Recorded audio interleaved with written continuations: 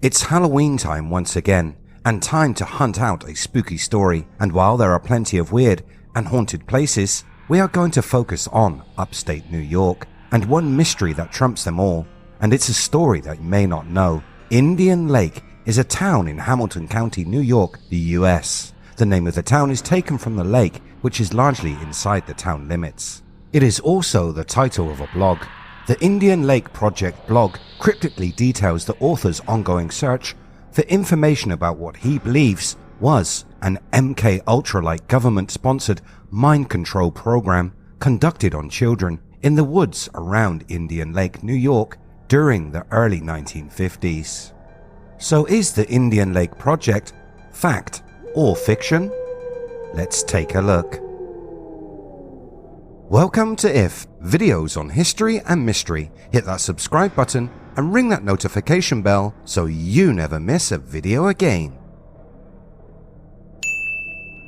There have been many government secret projects that for years were nothing more than rumor, classed as conspiracy theories, and those that spoke of them were ridiculed, or if they knew more than they should, were disappeared.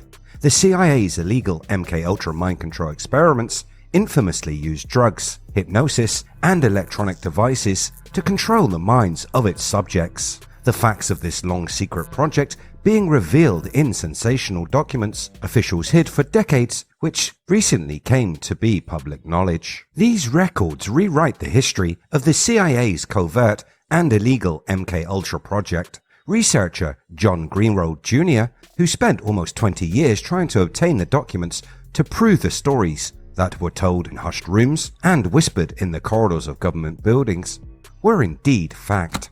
The documents that he found were released under the Freedom of Information Act and revealed how the CIA experimented on both humans and animals using drugs, hypnosis, and strange electronic devices as part of a top secret, against the law, mind control project, the MKUltra program that for so many years was said to be nothing more than a spooky tale. Shockingly, there is still large swathes of information missing or redacted from the records, and this could mean the CIA is still hiding other such projects and programs, or that they could still be carrying out this type of experiment today. The idea of other projects linked to MKUltra and human experimentation brings us to Indian Hills. The beginnings of this weird story of the Indian Lake Project came from a blog first appearing online in October way back in 2005. The blog outlines the claimed evidence that the author says was passed on to him by his uncle, who first uncovered a box along a trail in the late 1990s.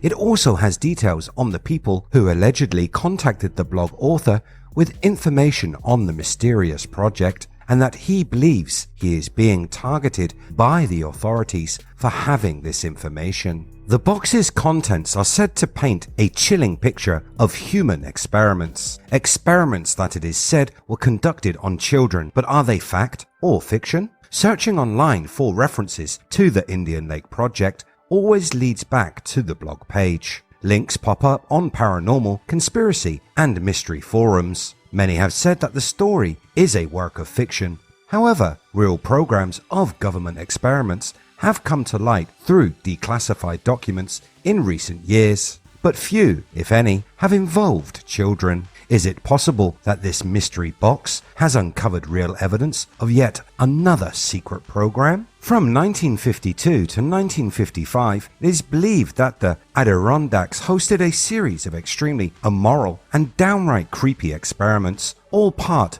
of an experimental program ran by the CIA. Proof of the program actually existing is slim, the majority being from the blog and the mystery box. But with the uncovering of the evidence in 1997, it is definitely a real possibility that such a secret program could or would have existed. What has been learned over the years since the Indian Lake Project was brought to the public eye after a hiker tripped over an exposed edge of a box containing photographs and video reels of various people, including 3 young children. The box that was found was heavily worn from years of battering received from the elements. It was eventually passed down to the hiker's nephew. After the man died in 2002, the hiker's nephew, John, began to inspect the many various objects or artifacts that were held within the box. After doing some research, John discovered that there was a program which had been ran by the CIA. It was named Project Artichoke.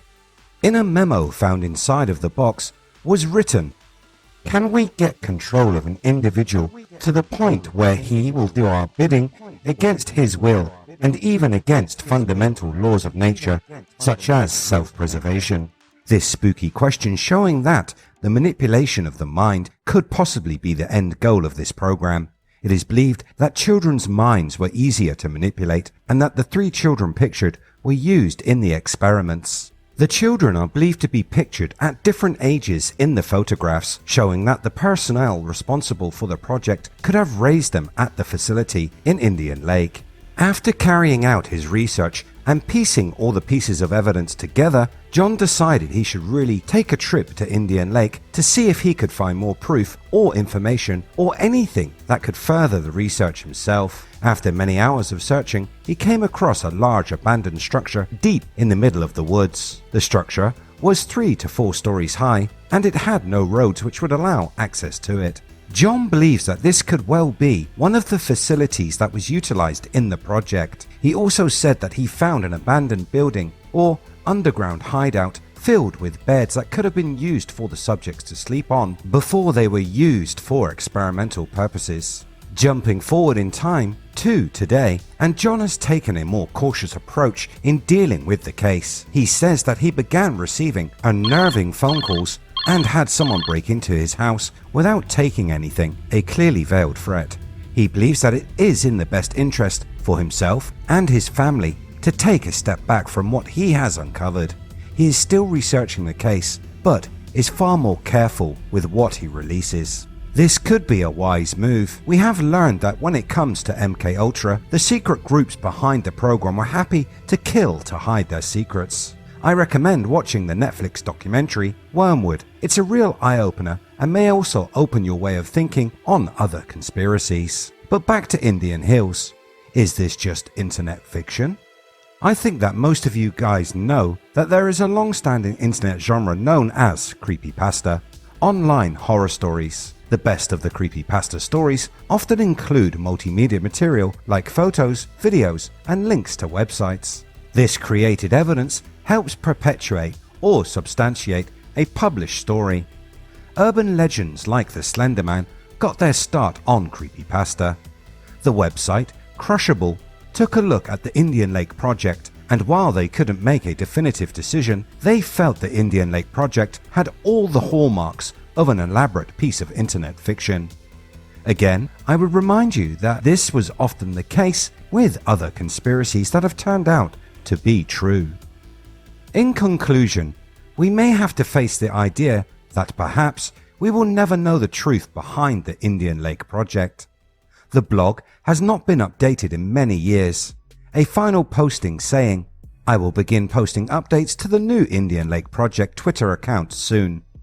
The ILP Twitter was only updated once with the promise of more updates.